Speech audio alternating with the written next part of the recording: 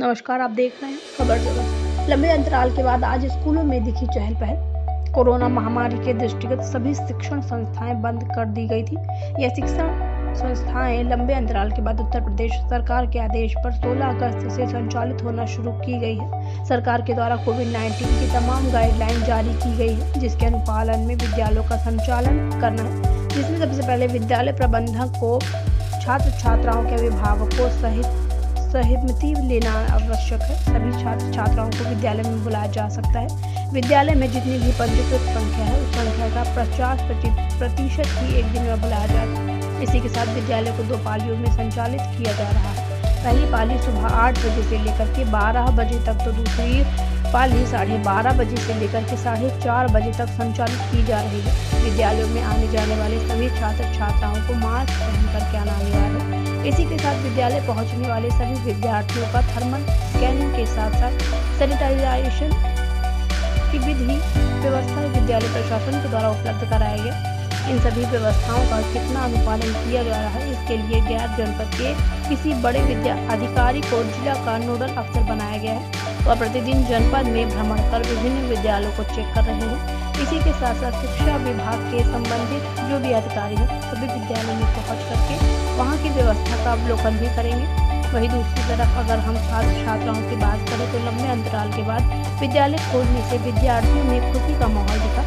वह अभी तक घर में बिल्कुल चुलबुल की तरह कैद थे, बुलबुल की तरह कैद थे और जैसे ही प्रशासन का निर्देश स्कूल खुलने को हुआ, इन विद्यार्थियों की खुशी की सीमा न रही। सुबह से ही सड़कों पर चहल पहल दिखी और विद्यालयों में पूरी रौनक दिखाई पड़ी।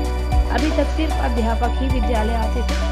अब जब बच्चे विद्यालय में दिखे तो कहीं न कहीं विद्यालय का सूनापन खत्म हुआ। इस मामले में जब विद्यार्थियों से बात की गई तो उन्होंने कहा कि ऑनलाइन पढ़ाई सिर्फ अमीरों के लिए है, गरीब बच्चों के लिए नहीं है, क्योंकि गरीब लोगों के पास एंड्रॉयड मोबाइल फ़ोन नहीं है। यदि है भी तो हमेशा उसमें डाटा उपलब्ध नहीं रहता है, इसलिए ऑनलाइन पढ़ाई नहीं हो पाती है। ऑफलाइन अर्थात स्कूल में पहुंच करके सभी प्रकार के बच्चे शिक्षा हासिल कर सकते हैं।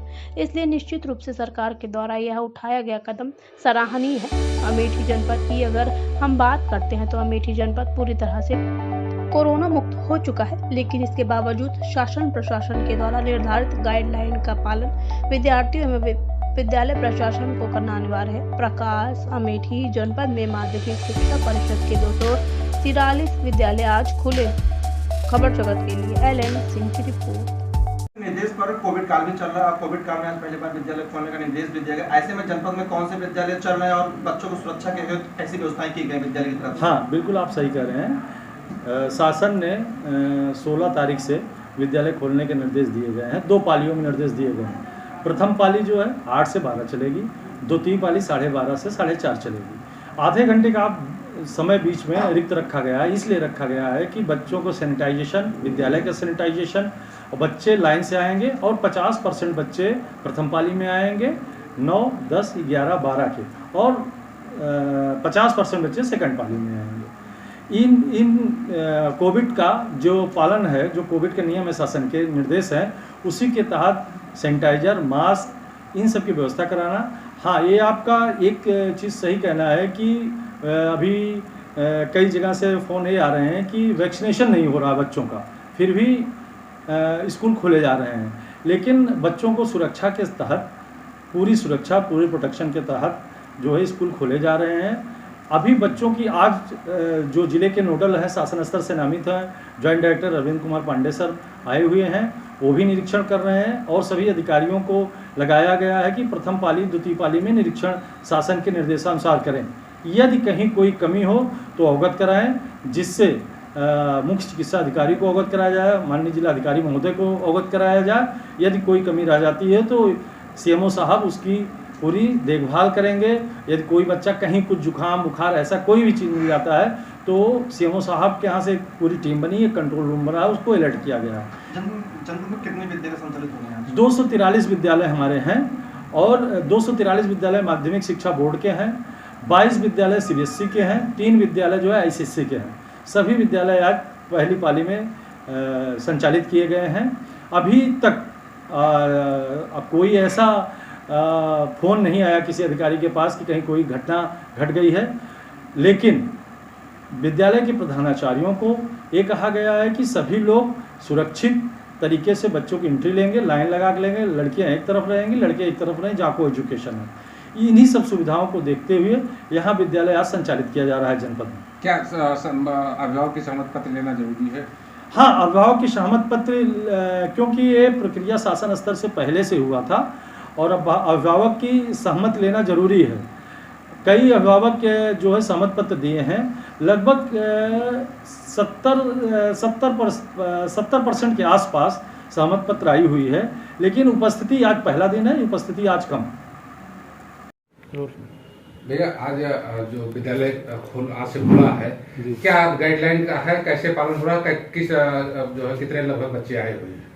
कोविड-19 के तहत 2 शिफ्ट में विद्यालय चलाया जा रहा है। पहली शिफ्ट में कक्षा 9 और 10 के छात्रों को बुलाया जा रहा है और दूसरी शिफ्ट में 11 और 12 के बच्चों को बुलाया जा रहा है। आज उपस्थिति ये रही कि हमारे 36% बच्चे उपस्थित थे जो पंजीकृत हैं, तथा 2 गज की दूरी पर बच्चों को बैठाया गया है। उनको ये बता दिया गया है कि मास्क लगाए रखें। विद्यालय परिसर को भी सैनिटाइज करा दिया गया है, मास्क आवश्यक कर दिया गया है, साफ सफाई पर विशेष ध्यान रखा गया है कि कोई भी बच्चा संक्रमित न हो। साथ में उनको ये भी हिदायत दिया जा रहा है कि कोई भी छात्र गुरु का अगर सम्मान करना चाहता है तो प्रणाम करके सम्मान करे, पैर न छुए, एक दूसरे को स्पर्श न करें। ये विधा बनाई गई है कि जिससे कोई भी छात्र या शिक्षक संक्रमित न हो। ऐसे में यदि किसी बच्चे की तबीयत खराब होती है तो उसके लिए आप क्या व्यवस्था है? सर्दी या जुकाम टाइप का प्रारंभिक उपचार में हम लोग जो है स्वयं तो दवा दे नहीं सकते हैं, फ़ोन करते हैं हॉस्पिटल को, जो अभी तक विधा रही है। वहाँ से लोग आते हैं, उनकी व्यवस्था करते हैं और बच्चे को तत्काल घर जो है भेज दिया जाता है कि वो अपनी सुरक्षा घर में रह कर के करे, जो है दूसरे बच्चे उससे संक्रमित ना हो। क्या नाम है आप? शिवानी त्रिपाठी। आज विद्यालय खुले हैं, कैसा लग रहा है, क्या कहेंगे? हमें बहुत अच्छा लग रहा है कि आज हमारा विद्यालय खुल गया है और हमारी जब तक हमारा विद्यालय नहीं खुला था हमारी पढ़ाई अव्यवस्थित चल रही थी, अब पूर्ण रूप से व्यवस्थित चल रही है। और हमें इस कोरोना काल में हमारी पढ़ाई का बहुत नुकसान हुआ है।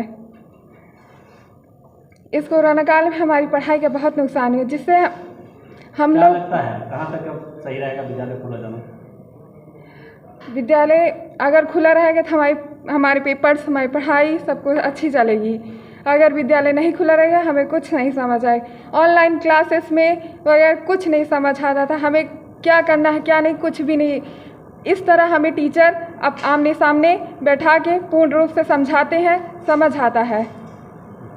सुमित, आज स्कूल खुला है आपका, कैसा लग रहा है आपको? क्या कहेंगे? बहुत अच्छा लग रहा है। स्कूल खुलने में हम सबको बहुत खुशी है और हमारे स्कूल में सबसे पहले तो सैनिटाइजर कराया गया और हमारे स्कूल में जब क्लास में बैठा है तो हर एक सीट पे 2-2 बच्चे बैठे हैं, क्योंकि सोशल डिस्टेंस दूरी बना के अगर हम दूरी बना के रखेंगे तो पढ़ाई भी अच्छी चलेगी और हम सब सुरक्षित भी रहेंगे।